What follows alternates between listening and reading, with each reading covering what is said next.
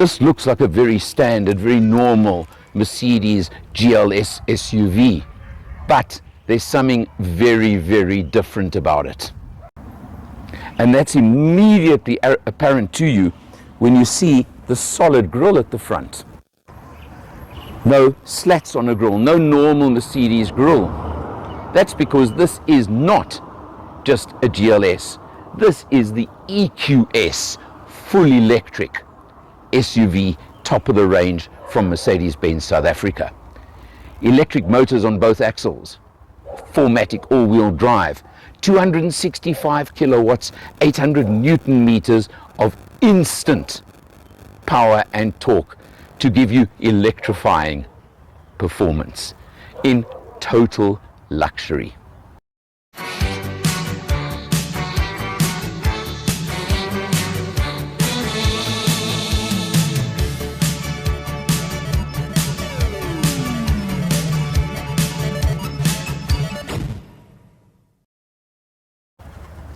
As a top-of-the-range model, you expect to see everything on it, and believe me, this one has everything. Look at these beautiful 21-inch alloys on these big wheels, because a car like this needs to ride on large wheels. But what I do like is the fact that you've got a bit of width and you've got a bit of tire there. It's not these super slick tires that you get these days. So in other words, it does contribute to ride comfort, and it's all about comfort in a car like this, isn't it? It's all about the luxury. There it says EQS for you. You've got a very nice running board over here that certainly does assist in climbing in and out of the car, and the door handles that pop out, things like that. Let's have a look in the back seat, because I think a lot of these possibly would be chauffeur driven. So let's just take a look. I'm going to climb in over here. If this isn't legroom, what do you call this? And have a look here. There's actually electric adjustment. If you look here, you can actually press on here and move the passenger seat, the rear seats, obviously two of them, for extreme legroom, or I suppose if you're really worried about boot space, which we'll check out now. You've got aircon vents in the pillars over here, in the B pillars. You've got, it's 4-zone air conditioning, so you've got your own individual controls for the rear seats at the back over here. You've got, you expect this, you get it. Isn't that what you want in a top class vehicle like this? You've got the double panoramic roofs over here, which of course you can open and close using the voice activated system as well, if that's what you want to do. This really is sheer opulence, sheer luxury, sheer class. You know what I'm talking about, and I don't think I need to show you every feature along the way, otherwise this would just go on way too long. Let's come around to the back, and of course you've got LED lighting. These are all things you know you're going to get on a car at this level. You press over there, which also actually that contains your reverse camera systems, etc. And let's have a look first of all underneath the boot board. No spare wheel, your charging cables for various charging situations. You'll see I did charge it up along the way. There is a nice little video to show you about that. But now, I'm going to leave that cover, the luggage cover in place, but let's just do the Allen test quickly. And I can tell you now, this is about a 2.5 Allen boot. Very easily, very comfortably. So that's nice. And look here, you've got these little buttons over here, which if I do that,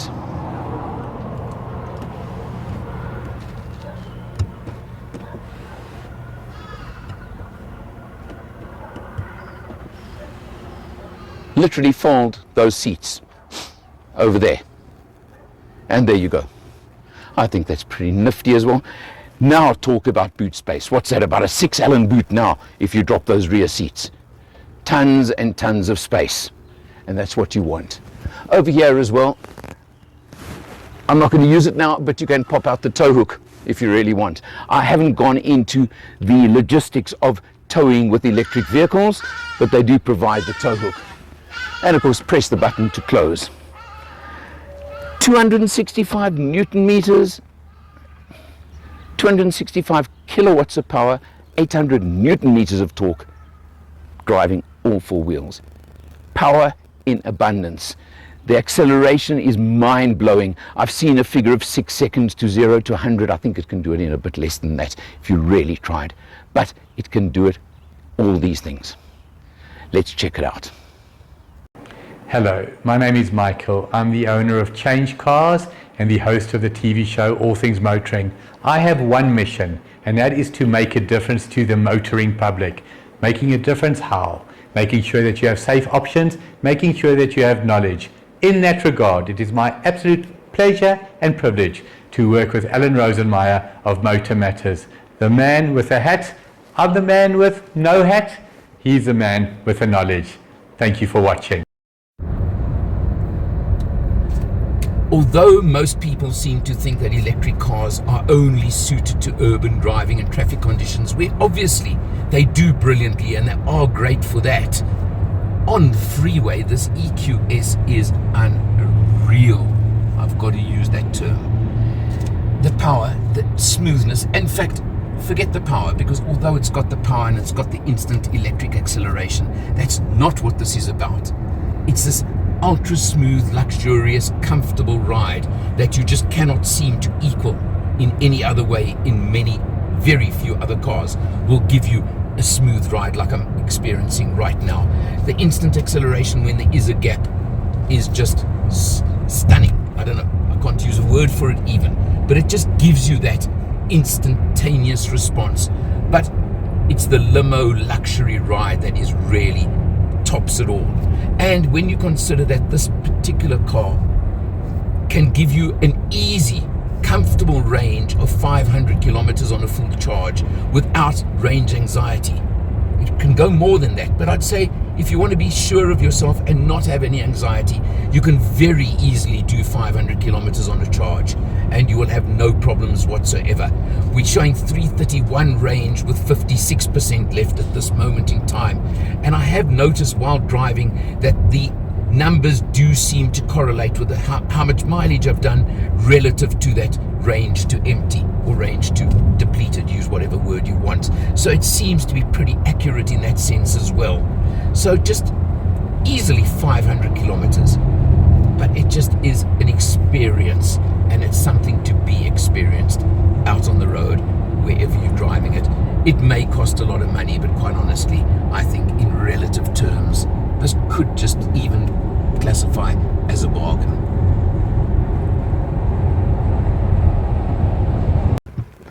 Jumping in behind the wheel, it looks like a spaceship in here. All the different features, all the different instrumentation. It is obviously totally digital, but you've got, of course, your instrumentation in front of you there, and then you've got what is got to be the biggest screen and map I've come across, and obviously it works with the voice activation system. It's got all of those things that you're going to want.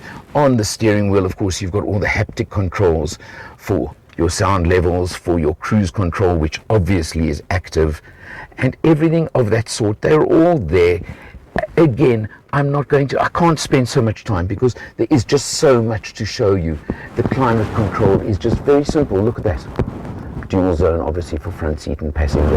And you press here and you get the home. And look at this. Look how many different features and functions you get on this main screen. It is frightening. It will take you a year to learn. And quite honestly, in the 5 days I've had the car on test, I don't think you can cover it all. But I think you're getting the impression. And it just looks the part.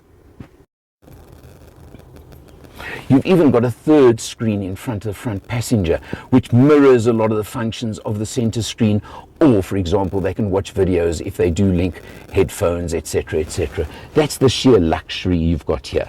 You come to the center console, which has got a lovely cover over there if you want, or you slide it open. 2 USBs in there, inductive charging, obviously, everything you want over there as well. Over here, very important, you've got your stop-start button, you expect that. You've got the button over here for your dynamic driving, your selectable driving. For example, there's sport, individual, and you go back down, sport, comfort, and there's even the economy setting. I don't know why. I have not used this. I've left it in comfort, but you can just imagine, you can set everything you want in there. You can set your suspension settings, how hard or soft you want, etc., etc. That is just the sheer luxury. You've got over here a haptic switch even for the volume on your radio. So all these things are here, and different settings. Again, just too much to take in during a test period.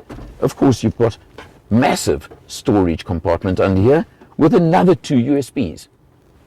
Now, interestingly, I didn't notice USBs in the back seat, but your rear passengers can use these quite comfortably, especially when there are 2 up front already. So 4 USBs, and in what is essentially a 4-seater vehicle, I think is more than enough. You also got something else that's interesting, and in fact, I've just seen something. First of all, there's a Motors Matters hat stand. Not only in old-fashioned 4x4s that have got the second gear lever, perfect place for my hat, and I've just seen, in actual fact, there's another 2 USBs down there too. Wow, so it's actually 6 USBs. Electric vehicles in South Africa, we all know the issues, we all know the stories, whether they make sense or they don't. But if you're environmentally conscious, if you enjoy the instantaneous power, if you buy into the entire concept of electric, this is one that has it all and more. I personally have the issue of having to go somewhere to charge the car, but the buyer for these Mercedes have said to me in the past, they expect someone who buys one of these not only to have a charger at home, which I think you'll get as part of your deal when you buy the car, but they also think that most buyers of these cars will pretty much be off the grid already. So they're not going to worry about how famous load shedding in South Africa. It is a top-of-the-range car. It proves it in every way, features and everything else that it's got. So that's very important to know and to realize, etc. You've got everything you want on the car. It is not a cheap car. 2.85 million on the AMG Line 1 without adding anything extra. Although I don't think there's that much extra you can add, but just in case. So you're probably looking, as I'm sitting right now, at about the 3 million rand mark. But again, the kind of person who's looking at this car, that's not the issue either. It's a statement. It's a statement of class number 1, a top-of-the-range Mercedes. You can never escape that. And it's a statement of how you think about the world, about the environment, and about the world we live in going into the future if you're going to buy one of these. And that takes a special person. If you're one of them, there's only 1 or 2 choices in this category, in this market. You certainly better go and look at this one.